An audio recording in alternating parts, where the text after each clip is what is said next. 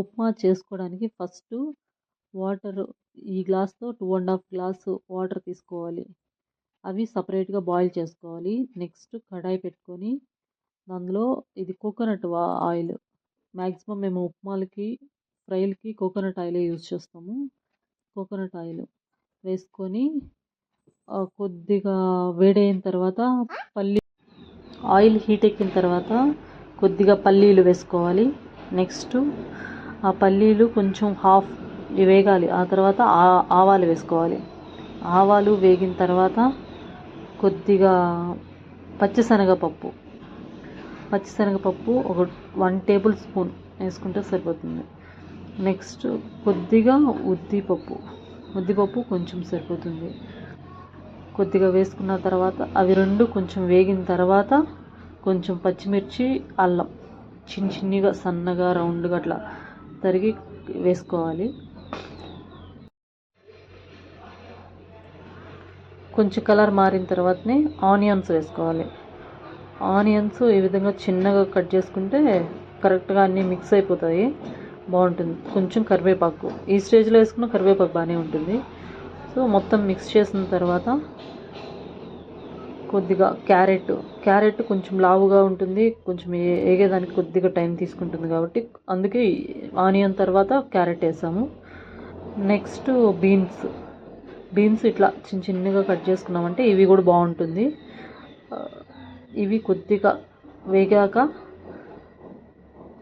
ఉప్పు వేసుకున్నామంటే కొంచెం ఫాస్ట్గా వేగిపోతాయి.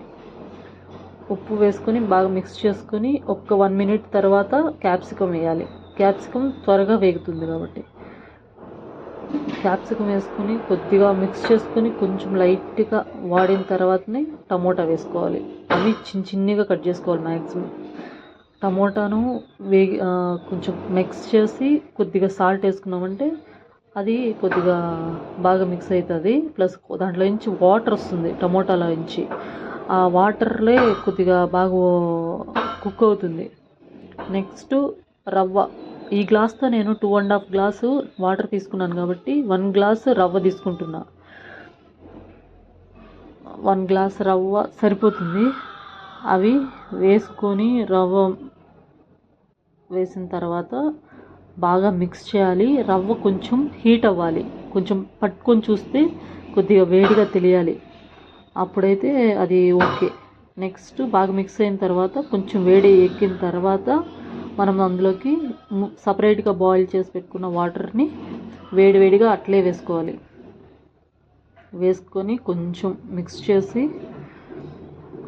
ఆ తర్వాత కొద్దిగా కొత్తిమీర కానీ వేసుకున్నామంటే ఇలా మిక్స్ చేసినప్పుడే కొద్దిగా సాల్ట్ తక్కువైనా అప్పుడే వేసుకోవచ్చును. ఎందుకంటే ఆ స్టేజ్లో కరుగుతుంది కొద్దిగా సాల్ట్.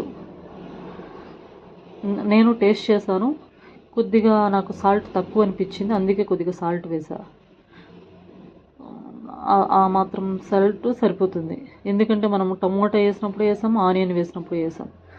కొంచెం ఇందులోనే కొద్దిగా కొత్తిమీర ఇప్పుడే వేసేసుకున్నామంటే కూడా మిక్స్ అయిపోతుంది. కొద్దిగా కొంతమంది లాస్ట్లో వేస్తారు, బట్ నేను ఈ స్టేజ్లో కూడా వేసేస్తాను. మిక్స్ చేసి కొద్దిగా క్లోజ్ చేసి పెట్టుకున్నామంటే